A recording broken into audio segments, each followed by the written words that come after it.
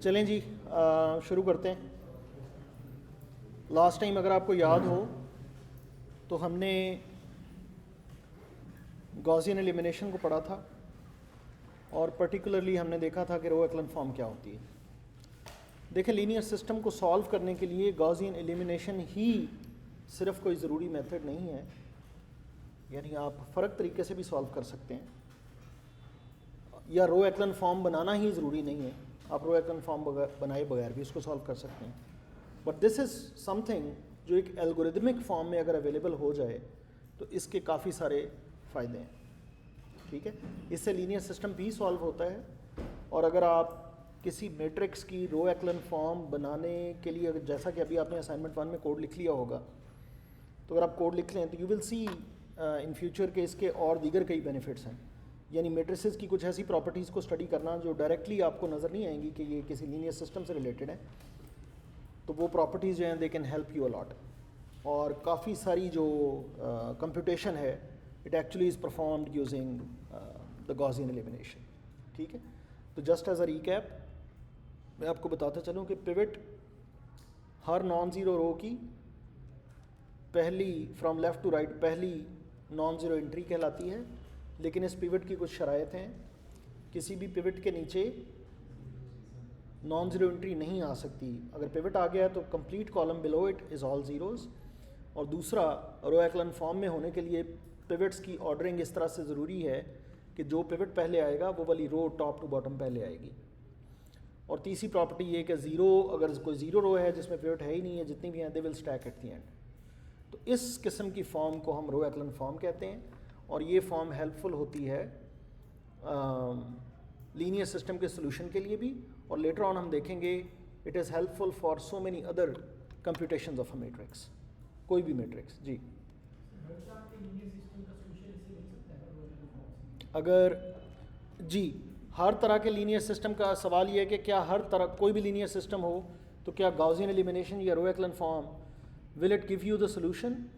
अगर वो system solvable है, यानी उसका सोल्यूशन एग्जिस्ट करता है, इस तरह के सिस्टम को कहते हैं कंसिस्टेंट लीनियर सिस्टम, जिसका सोल्यूशन एग्जिस्ट करता हो, तो रो एक्लन फॉर्म आपको सोल्यूशन देगी, यानी गॉसियन एलिमिनेशन आपको सोल्यूशन दे देगा। और अगर उसका सोल्यूशन एग्जिस्ट ना करता होगा तो गॉसियन एलिमिनेशन आपको बता देगी कि इसका सोल्यूशन एग्जिस्ट नहीं करता। So in either way it is helpful. यानी कई ऐसे लीनियर सिस्टम है जो इन स्टार्ट आपको नहीं पता कि इनका सोल्यूशन एग्जिस्ट करता है या नहीं करता, तो Gaussian elimination is the way to find out कि सोल्यूशन एग्जिस्ट भी करता है कि नहीं। तो अगर एग्जिस्ट करता है तो सोल्यूशन निकाल के देगी, और अगर एग्जिस्ट नहीं करता तो बताएगी ये सोल्यूशन एग्जिस्ट नहीं करता। जी, so the question is how will we know कि सोल्यूशन एग्जिस्ट करता है या नहीं, नंबर एक। नंबर दो, सोल्यूशन अगर एग्जिस्ट करता हो तो वो किस किस तरह से अपीयर हो सकता है। तो इन दोनों सवालात का जवाब आज के लेक्चर में हम करेंगे। ठीक है जी, these are very good questions and actually today's lecture is devoted on these kind of things. सही है जी, चलें आगे। Okay, so first of all,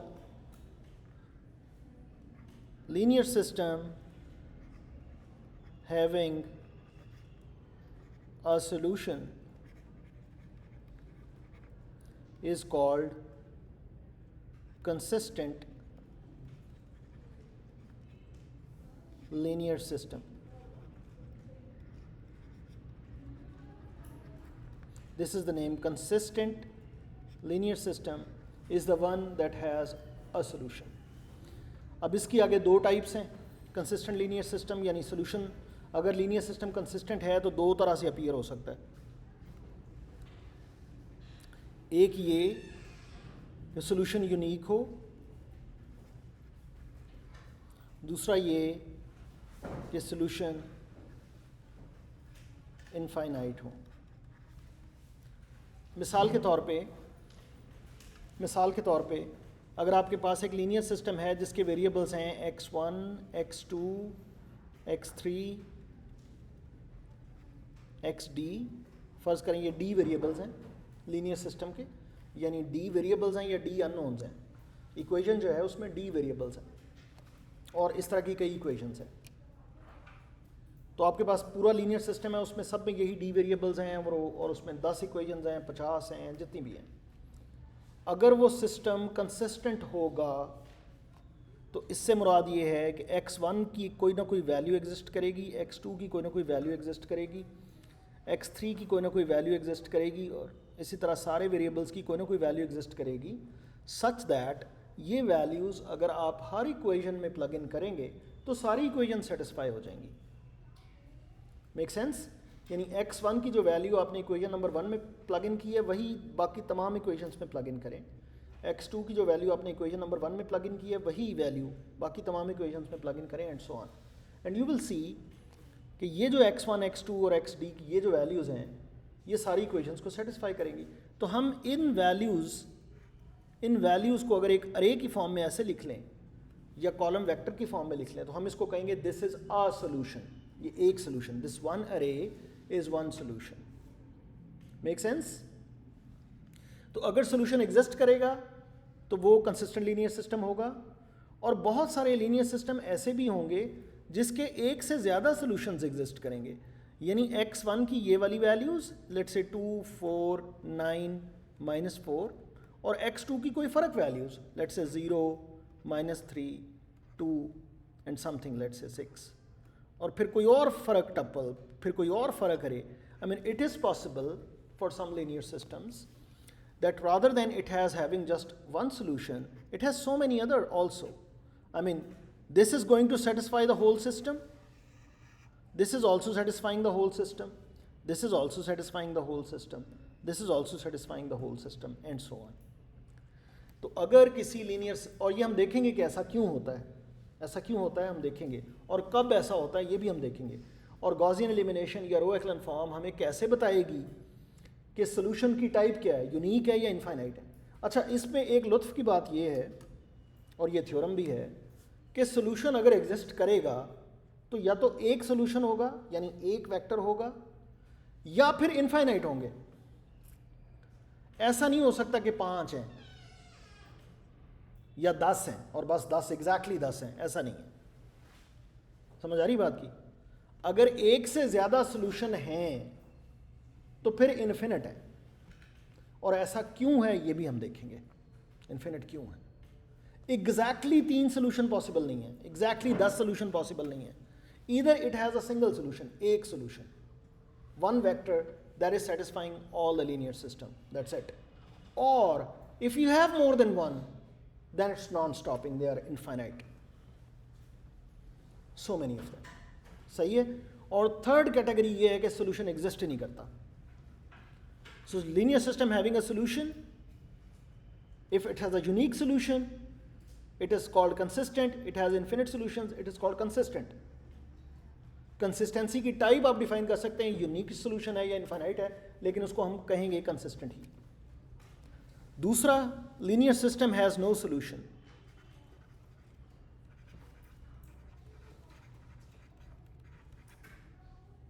इसको हम कहेंगे inconsistent, inconsistent linear system. So ये दो डेफिनेशंस हो गई, consistent linear system, inconsistent linear system. Consistent वो जिसका सोल्यूशन एग्जिस्ट करे, चाहे वो यूनिक हो चाहे इनफाइनाइट हो, और इनकंसिस्टेंट वो जो जिसका सोल्यूशन एग्जिस्ट ही ना करे। अब हम दोनों की कुछ एग्जांपल्स ले लेते हैं और फिर हम देखेंगे how row echelon form is going to help us defining these characteristics of a linear system. सही है जी? Any questions so far? Okay. So मिसाल के तौर पे मैं बिल्कुल छोटी सी मिसाल से शुरू करता हूँ। 2x1 plus 5x2 is equal to 7, 4x1 plus 10x2 is equal to 9। ये बहुत छोटा लीनियर सिस्टम है, इसमें 2 इक्वेशंस हैं और 2 वेरिएबल्स हैं। मेरे पास इक्वेशंस ज़्यादा भी हो सकती थी, 2 ही वेरिएबल्स रहते तब भी वो लीनियर सिस्टम होता, या मेरे पास 10 वेरिएबल्स हो जाती और इक्वेशन सिर्फ 2 ही रहती तब भी वो लीनियर सिस्टम होता। तो नंबर ऑफ़ वेरिएबल्स कितने होने चाहिए, नंबर ऑफ़ इक्वेशंस कितनी होनी चाहिए कि तब वो लीनियर सिस्टम डिफाइन होगा, ऐसी कोई रिस्ट्रिक्शन नहीं है। As long as you have all the equations are linear no matter how many they are, और इक्वेशंस, हर इक्वेशन में नंबर ऑफ वेरिएबल्स कितने हैं, ये कितने, यानी हर इक्वेशन में नंबर ऑफ वेरिएबल्स सेम होंगे लेकिन वो हैं कितने, देयर इज़ नो रिस्ट्रिक्शन। सही है जी। ये जो लीनियर सिस्टम है इसमें 2 वेरिएबल्स हैं और 2 इक्वेशंस हैं, ठीक है। हम इसको गॉसियन एलिमिनेशन से या रो एक्लन फॉर्म से सॉल्व करने की कोशिश करते हैं, सही है। तो सॉल्व करते हैं, हम एक ऑगमेंटेड मैट्रिक्स बनाते हैं विच इज़ 2 5 7। याद रखें जब रो एक्लन फॉर्म बन जाती है तो तब आप इक्वेशंस को वापस अलजेब्रिक फॉर्म में लिखते हैं और वैल्यूज़ निकाल के बैक सब्स्टिट्यूशन से आप वैल्यूज़ निकालते हैं। Yes, 4 10 and 9। So first operation मैं ये करता हूँ कि मैं R2 को चेंज करता हूँ। The new R2 is basically the old R2 plus -2 times R1. So this is my new R2. Okay, so that becomes 2, क्योंकि मैंने पहली इक्वेशन को तो छेड़ा ही नहीं, चेंज ही नहीं किया, वो तो एज इट इज़ रहेगी। This will become 0, this will become 0 and this will become -5। Yes, -5 यही है ना। अच्छा, अब ये मज़ीद इस पर कोई कंपटीशन करने की ज़रूरत है क्या? ये रो एक्लन फॉर्म बन चुकी है या नहीं? That's a question. सो ये रो एक्लन फॉर्म अगर आप देखें तो ये बन चुकी है, और जैसे ही रो एक्लन फॉर्म कंप्लीट होगी या बन जाएगी we will stop our elimination method. पहली बात, ये एक पिवट है और ये एक पिवट है।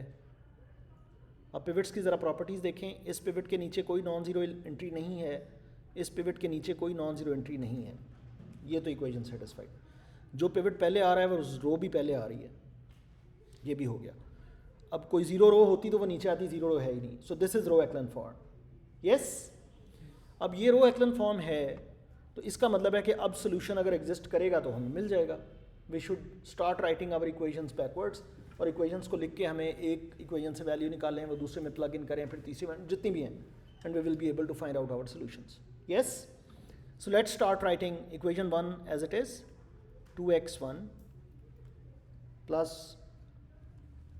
5x2 is equal to 7 as it is, and here equation 2, 0x1 plus 0x2 is equal to -5. Now this is where the inconsistency comes from. Essentially, this means 0 is equal to -5, which is unacceptable. यानी अगर x1 और x2 की कोई ऐसी values exist करें जो इन दोनों equations को सेटिस्फाई करेंगी, then you have to agree with this thing. 0 is equal to -5. समझ आ रही है? यानी आप वैल्यूज़ निकालने गए and you just stuck in a situation कि जिस तरीके से आप वैल्यूज़ निकालने की कोशिश कर रहे थे, अगर वैल्यूज़ एग्जिस्ट करेंगी तो फिर 0 इज इक्वल टू -5। और अगर ये बात आप मानने को तैयार नहीं हैं तो फिर वैल्यूज़ एग्जिस्ट नहीं करती। सो दैट्स एन इनकन्सिस्टेंसी जो अपीयर हो जाएगी रो एक्लन फॉर्म के अंदर उस लीनियर सिस्टम के लिए जो लीनियर सिस्टम इनकंसिस्टेंट होगा। जब लीनियर सिस्टम इनकंसिस्टेंट होगा तो हमेशा आपके पास 0 is equal to non zero वाली सिचुएशन आ जाएगी किसी एक आध इक्वेशन में। यानी जब आप रो एक्लन फॉर्म पे पहुंचेंगे और आप अपनी बैक सब्स्टिट्यूशन से दोबारा अपने वैल्यूज़ निकालने की कोशिश करेंगे, there will be an equation which will be saying 0 is equal to non zero, and that's an alarm the system is inconsistent. अगर सिस्टम कंसिस्टेंट होगा तो ये वाली सिचुएशन कभी भी नहीं आएगी। Make sense? क्लियर है? अब ज़रा गौर से देखिए, ज़रा इन इक्वेशंस को भी गौर से देखिए क्योंकि ये सिंपल सी इक्वेशंस हैं। ये इनकंसिस्टेंसी इस हवाले से भी है कि आप एक तरफ तो कहते हैं कि x1 और x2 की ऐसी वैल्यू लाओ जो इसको सेटिस्फाई करें। यस, इसका मतलब है वही वैल्यूज़ इसको भी सेटिस्फाई करेंगी अगर मैं 2 को मल्टीप्लाई कर दूं।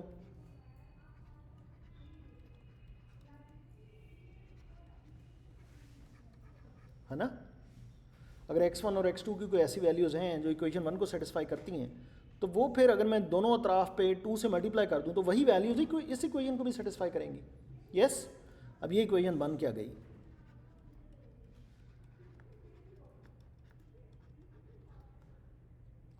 अब ज़रा इस इक्वेशन को देखें और इस इक्वेशन को देखें।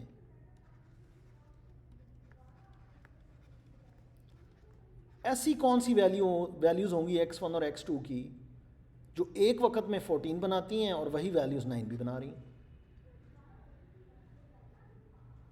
Make sense? ऐसी वैल्यूज़ एग्जिस्ट ही नहीं कर सकती। ये तो बड़ी सिंपल सी इजी था इसको जज करना कि there is an inconsistency.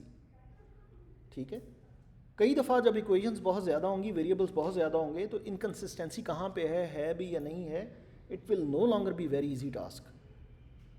So row echelon form is a very good method for it. You just start finding the solution, and in the course of finding the solution, you will find whether solution exists or not. If it doesn't exist, stop saying the system is inconsistent, there is no solution for it. And if the solution exists, then अभी हम उसकी example करते हैं, you will end up finding the solution. Make sense? Yes, no? समझ आ रही? Okay. So let's take another example in which the solution indeed exists. Okay. So 2x1 आप लिखवाएं जी, 2x1 plus variables आपकी मर्ज़ी के, इक्वेशंस आपकी मर्ज़ी की, लेकिन थोड़े लिखवाइएगा, वो हमने करनी है अब। 9x2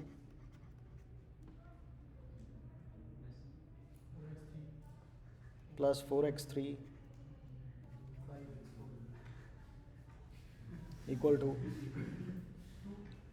ji 0 sorry 3x1 minus 7x2 plus 5x3 0 is an easy case.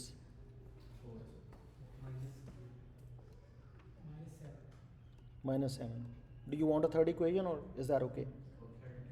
Third लिखनी लिखवा दें। 4x1 plus 9x2 minus x3 is equal to 11.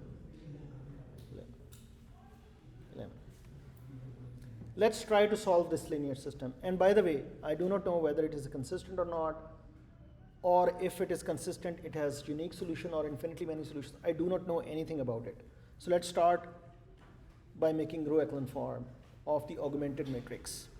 So the augmented matrix AG is the following.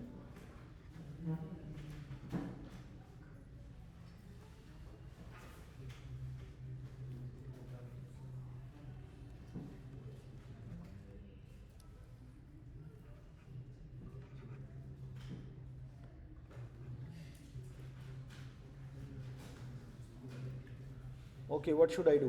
जी जनाब, आप बताएं, ये जो पीछे गए हैं, what should be the first operation? जी सॉरी, हाँ हाँ, मैं वही करने जा रहा हूँ। What should I do now? ठीक है, देखें, दिखाएं। पहले में 2 है, इसके हाँ जी, चले ज़बरदस्त। और ये क्या हुआ?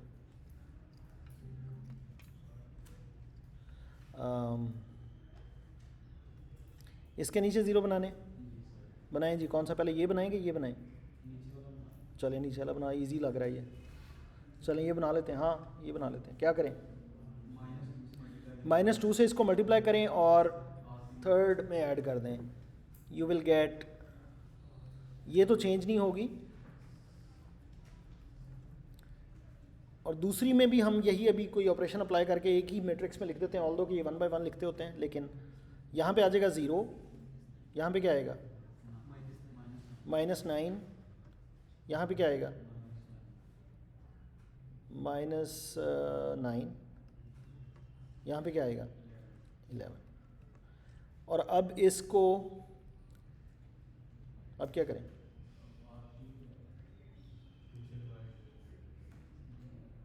-3/2 से मल्टीप्लाई करके इसमें ऐड कर दें, -3/2 से मल्टीप्लाई करके इसमें ऐड कर दें। यस, तो यहाँ पे 0 आ जाएगा, बाकी जो मर्जी हो फिर देख लेते हैं।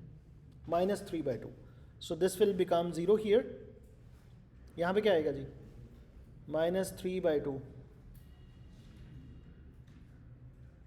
ये मुश्किल हो गया ना, -27/2 -14/2, यही है ना?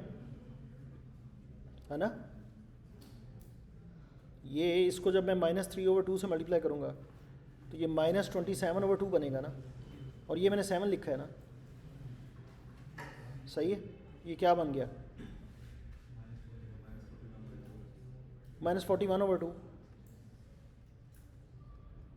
अच्छा, यहाँ पे क्या आएगा जी, -3/2, तो 2 इससे कैंसिल हो जाएगा, -6 + 5 -1 एंड दिस विल स्टे -7। सही है। अब मैं इसको थोड़ा सा साफ़ सुथरा करने के लिए इक्वेशन 2 को 2 से मल्टीप्लाई कर देता हूँ। सही है। और अगर आप चाहें माइनस ख़त्म करने के तो मैं -2 से मल्टीप्लाई कर देता हूँ, because I can do that. Yes, so I am going to multiply it with -2 and I will get first as it is 0 41 1 7 0 -9, इसको भी -1 से मल्टीप्लाई कर दें, मतलब खुला डुल्ला माहौल है, कर दें, फ्री है। सही है। This will become -11। किधर, इधर, यहाँ पे, ओ ये आ गया 2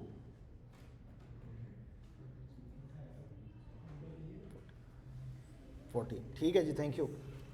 अब क्या करना है जी, अब मैं पूछता हूँ किससे,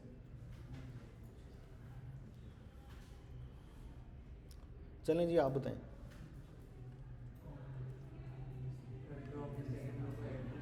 किसको, इसको 0 बनाना है, क्या करूं,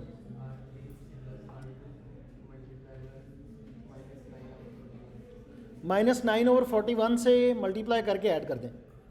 सेकंड रो को यूज़ करें, उसको -9/41 से मल्टीप्लाई करें और थर्ड में ऐड कर दें। You will get the following 2940 0 41 214, यहाँ पे क्या आएगा 0 0, यहाँ पे क्या आएगा जी,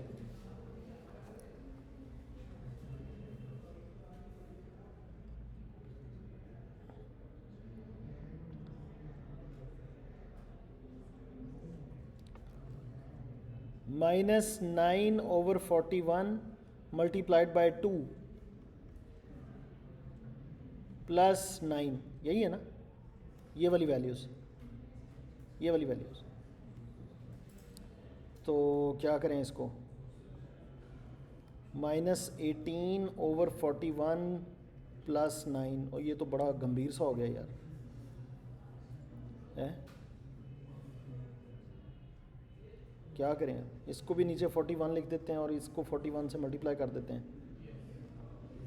तो 41 × 9 यानी 10 - 1, 41 × 9 कितना होगा, 410 - 41, 410 में से 41 निकालेंगे तो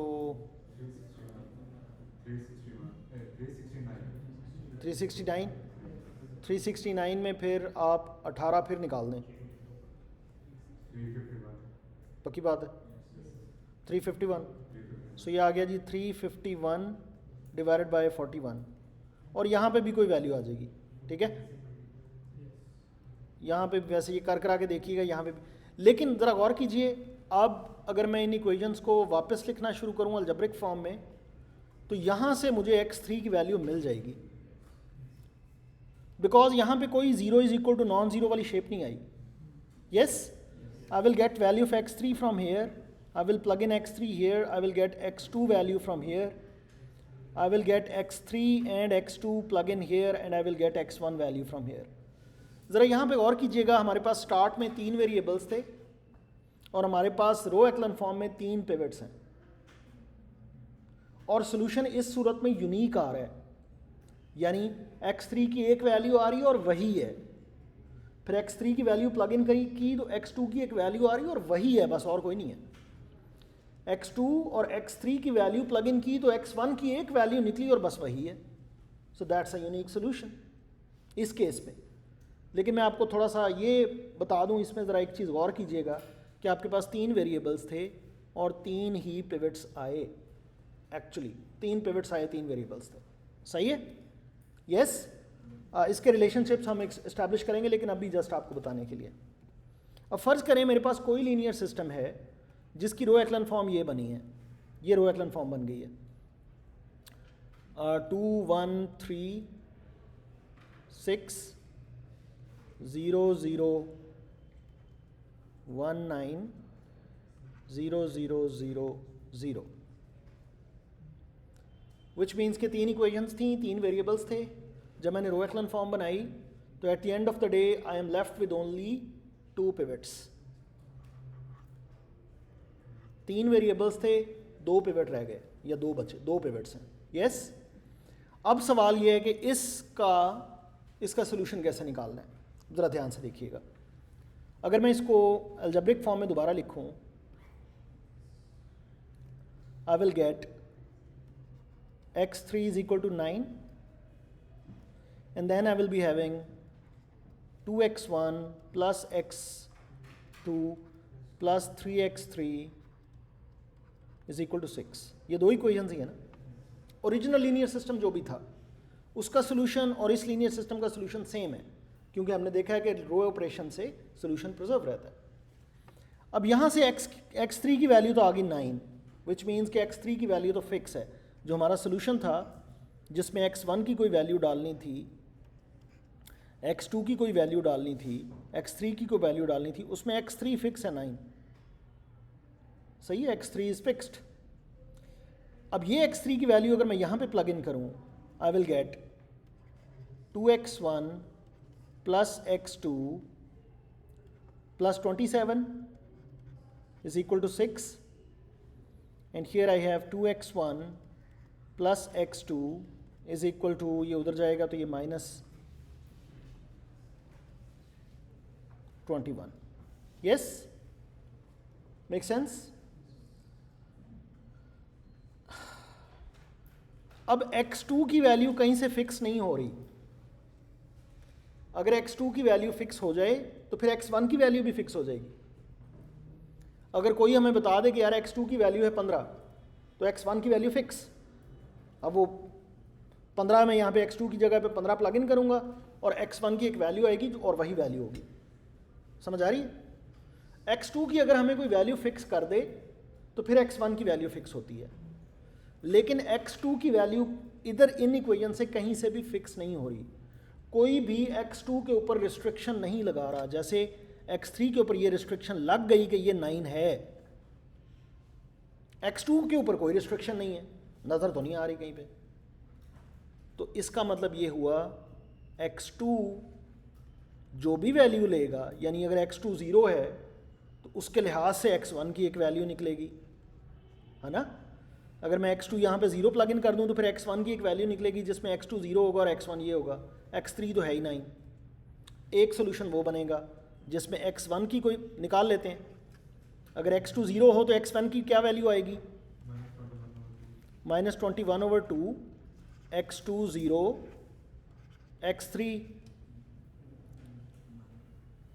x3 तो 9 ही है, x3 को तो छेड़ ही नहीं सकते आप. सही है. लेकिन अगर मैं x2 की वैल्यू ले लूँ लेट्स से 5, तो अब x1 की क्या वैल्यू आएगी? x1 की वैल्यू लिखते हैं, x2 की वैल्यू 5, x3 की वैल्यू 9. तो x1 की क्या वैल्यू आएगी अगर मैं x2 की वैल्यू 5 ले लूँ? ये 5 उधर जाएगा, माइनस हो जाएगा, -26, और ये -13। यस, समझ आ रही है? तो ये भी एक सोल्यूशन है लीनियर सिस्टम का, ये भी एक सोल्यूशन है लीनियर सिस्टम का। x2 की कोई और वैल्यू ले लें, उसके लिहाज से x1 की वैल्यू आएगी, वो भी सोल्यूशन होगा लीनियर सिस्टम का। अब सवाल ये है कि x2 की कितनी वैल्यूज ले सकते हैं आप? Infinite. For every real number x2 there is a value of x1। समझ आ रही है? सो लीनियर सिस्टम में अगर कोई वेरिएबल फ्री रह जाए, यानी उसके ऊपर कोई कंस्ट्रेंट ना हो, उसके ऊपर कोई शर्त ना हो, उसके ऊपर कोई रिस्ट्रिक्शन ना हो, वो फ्री रह जाए, तो फिर वो फ्री वेरिएबल सारे रियल नंबर्स अज्यूम कर सकता है ना। For every real number of that free variable there is a solution. तो रियल नंबर टोटल कितने होते हैं? इनफाइनाइट। तो या तो कोई वेरिएबल फ्री रहेगा या कोई वेरिएबल फ्री नहीं रहेगा। अगर कोई वेरिएबल फ्री रह गया तो इनफाइनाइट सोल्यूशन, एक भी रह गया, मल्टीपल भी फ्री रह सकते हैं, 2-3 फ्री रह जाएं, ये भी पॉसिबल है। x2 पे भी कोई रिस्ट्रिक्शन नहीं, x3 पे भी कोई रिस्ट्रिक्शन नहीं, x4 पे भी कोई रिस्ट्रिक्शन नहीं, फ्री। तो अगर एक भी, कम से कम एक वेरिएबल फ्री रह गया, यू हैव इनफाइनाइट सॉल्यूशंस। और अगर कोई भी वेरिएबल फ्री ना हुआ तो फिर यूनिक सोल्यूशन। और अगर इनकंसिस्टेंट फॉर्म आ गई, 0 is equal to non zero, no solution. समझ आ रही है? अब यहां पे जरा गौर कीजिएगा, आपके पास इक्वेशंस, आपके पास वेरिएबल्स 3 थे, पिवट्स 2 हैं। याद रखिए, रो एक्लन फॉर्म में जितने पिवट्स होते हैं उतने वेरिएबल्स आपके लॉक होते हैं या रिस्ट्रिक्ट होते हैं। ये ध्यान में रखिएगा, जितने पिवट्स हैं उतने वेरिएबल्स रिस्ट्रिक्ट होंगे, जो बाकी बचेंगे वो फ्री रहेंगे। तो आपके पास 3 वेरिएबल्स थे, 2 पिवट्स हैं, 1 वेरिएबल फ्री रहेगा, इनफाइनाइट सॉल्यूशंस। आपके पास 3 वेरिएबल्स थे, 3 पिवट्स हैं, कोई वेरिएबल फ्री नहीं रहेगा, यूनिक सॉल्यूशन। समझ आ गई? Yes, no? अच्छा, एक और एग्जांपल करते हैं। बोर तो नहीं हो रहे? समझ आ रही? हो भी रहे हैं तो कुछ कर नहीं सकते आप, you have to sit till। सही है जी? Anyways,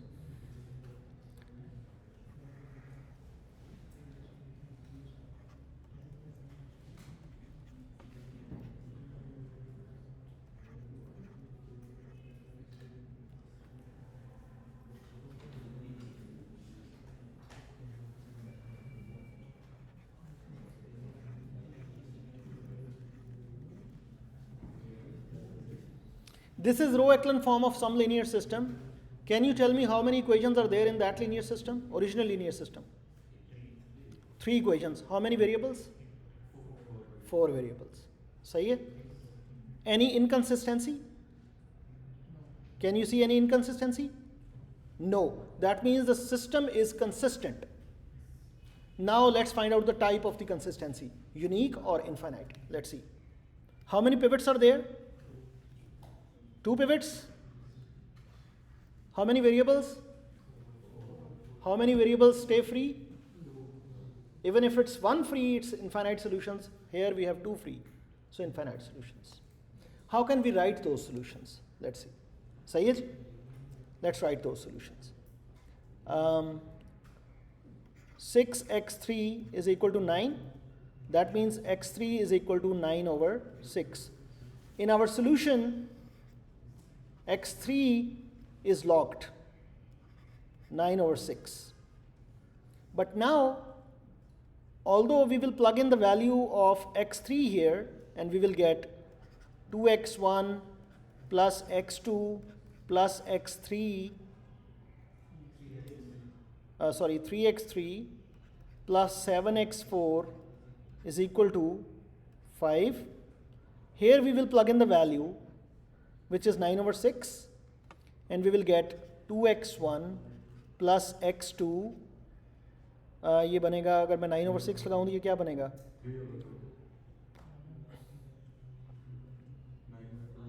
9 over 2 होगा ना? वो 9 over 2 जब मैं इधर ले जाऊँगा तो that will become 5 minus 9 over 2, which will become 10 over 2, and this will become 1 over 2. Okay? है ना? हाँ, 1 over 2. So you will get 2x1 plus x2 plus 7x4 is equal to 1 over 2. That's all you have. जो restriction x3 पे थी वो आपने exploit कर ली, लगा ली. कोई रिस्ट्रिक्शन नहीं है x4 पे, इट इज़ फ्री. कोई रिस्ट्रिक्शन नहीं है x2 पे, इट इज़ फ्री. लेकिन अगर x4 और x2 की वैल्यूज़ लगा दी जाएं तो x1 इज़ लॉक्ड. समझ आ रही है? तो अब अगर आप x4 की कोई भी वैल्यू अज्यूम कर लें, लेट्स से 5, और x2 की कोई भी वैल्यू अज्यूम कर लें, लेट्स से -6, तो इन दो वैल्यूज़ के एतबार से x1 लॉक हो जाएगा. लेकिन ये दो वैल्यूज़ फ्री हैं. So for every pair of x4 and x2 there is a solution. अब ये भी सारे रियल नंबर्स अज्यूम कर सकता है, ये भी सारे, ये तो ढेर सारे हो गए ना सोल्यूशंस. तो अगर वेरिएबल एक भी फ्री रह गया, इनफाइनाइट सोल्यूशन. एक से ज़्यादा रह गए, फिर भी इनफाइनाइट सोल्यूशंस. अगर उतने ही पिवट्स हैं जितने वेरिएबल्स थे, इनकंसिस्टेंसी भी नहीं है, यूनिक सोल्यूशन. समझ आ रही बात की? यहां से आपको एक और भी बात पता चलेगी कि पिवट्स जो हैं वो नंबर ऑफ वेरिएबल से भी ज़्यादा नहीं हो सकते. पिवट्स जो हैं वो नंबर ऑफ वेरिएबल से ज़्यादा नहीं हो सकते. मतलब जो वेरिएबल हैं ही नहीं, उनको कौन जाके रिस्ट्रिक्ट करेगा. और ये रो एक्लन फॉर्म का स्ट्रक्चर भी ऐसा है कि वो आपको सामने नजर आ जाएगा. यानी आपके पास 50 इक्वेशंस हैं और 3 वेरिएबल्स हैं. आप कहें 50 इक्वेशंस हैं, हो सकता है इनमें से 10 पिवट्स आ जाएं. हाँ, 10 तो पॉसिबल नहीं है, क्योंकि स्ट्रक्चर ये होगा कि पहला पिवट, दूसरा पिवट, तीसरा, उसके नीचे सारे फिर जीरोज ही हैं, आ नहीं सकते. Make sense? Yes, no? अब हमें ये पता चला कि अगर हमें कोई लीनियर सिस्टम दे दे रो एक्लन फॉर्म के ज़रिए, यानी हम उसके ऑगमेंटेड मैट्रिक्स की अगर रो एक्लन फॉर्म बना लें, तो कुछ इफ़ कंडीशंस उस रो एक्लन फॉर्म के ऊपर लगा के we can identify whether it is consistent और not. Further, if it is consistent, it has unique solution और इनफाइनाइट सोल्यूशंस. और अगर यूनिक सोल्यूशन है तो वो हम निकाल के दे सकते हैं. अगर इनफाइनाइट सोल्यूशन है तो हम कोई एक या दो सोल्यूशन फॉर एग्जांपल दे सकते हैं कि और भी काफ़ी सारे हैं, ये एक दो हम आपको प्रोवाइड कर रहे हैं. Make sense? Yes, no? इसका मतलब है अगर वो जो पिछला प्रोग्राम आपने लिखा है उसी को आप एक्सटेंड करें तो अब आप दुनिया का कोई भी लीनियर सिस्टम सॉल्व कर सकते हैं जिसकी 50 इक्वेशंस हों, 70 वेरिएबल हों. You can find out. आपने रो एक्लन फॉर्म बनानी है और रो एक्लन फॉर्म के ऊपर आपने कुछ इफ कंडीशंस लगानी. समझ आ रही? इनकंसिस्टेंसी क्या होगी? याद रखिएगा, सिस्टम इनकंसिस्टेंट कब होगा? जब आपका पिवट आखिरी कॉलम में आएगा. पिवट काउंट करने, मैं इसकी मिसाल देता हूँ. ये आपने रो एक्लन फॉर्म बना ली, सही है? ये something something something dot dot dot something, 0 something something dot dot dot dot something, कुछ समथिंग्स आ गई यहाँ पे. और फ़र्ज़ करें आप पिवट्स को, ये कुछ इस तरह का मैट्रिक्स है, फ़र्ज़ करें आप पिवट्स को लोकेट कर रहे हैं. कितने पिवट्स हैं जी? एक पिवट ये है, एक ये है, और भी बीच में कुछ पिवट्स हैं. एक पिवट ये है. अगर ये पिवट है तो ये तो पहली नॉन ज़ीरो एंट्री है ना. इसका मतलब है पीछे सारे ज़ीरोज़ पड़े हुए हैं. इसका मतलब है 0 is equal to non zero आ गया.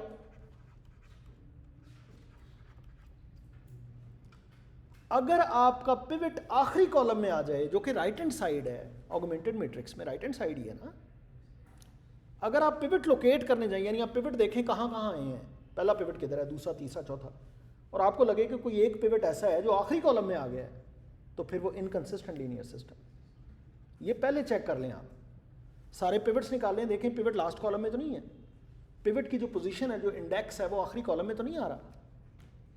अगर ऐसा है, इनकंसिस्टेंट. नंबर 2, अगर ऐसा नहीं है तो पिवट्स कितने हैं? इतने, काउंट कर लें. वेरिएबल्स कितने थे? इतने, ये भी काउंट कर लें. Number of pivots number of variables के बराबर हैं, unique solution. Otherwise infinite solutions. समझ आ रही है? और फिर सोल्यूशन निकाल के भी दे दें, वो थोड़ी सी इक्वेशंस को आगे पीछे करके, तो इसकी वैल्यू निकाल ली तो इसको डिवाइड करें and so on. You can write that program, yes, and I am pretty sure you can write that program till Wednesday. जी आपने रो एक्लन फॉर्म बना चुके हैं आप, you have already done with the row echelon form. नहीं, Monday को तो छुट्टियां आ रही हैं, वो तो फिर गए आगे बात।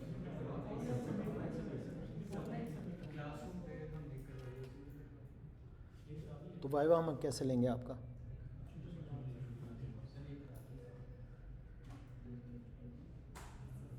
चलें इसको ऐड करें अपने, मैं टीए से भी कह देता हूँ, इसको अपने उसमें ऐड कर दें, और छुट्टियों के लिए भी हम आपको एक होमवर्क दे देंगे, प्रोग्रामिंग होमवर्क, वो भी ऐड करके तो इकट्ठा वाइवा जो है ना हम छुट्टियों के बाद ले लेंगे आपसे। लेकिन अगर आपने रो एक्लन फॉर्म खुद लिखी हुई है, this is just 1 to 2 hours game, not more than that, ये आप फौरी कर सकते हैं, सही है। इसके बाद मैंने इंडिपेंडेंस और रैंक के बारे में चीज़ें आपको कुछ बतानी है, वो भी इसी में से निकल आनी है। Row echelon form it's very powerful operation, row echelon form, Gaussian elimination, सही है जी। चलें जी, बहुत शुक्रिया।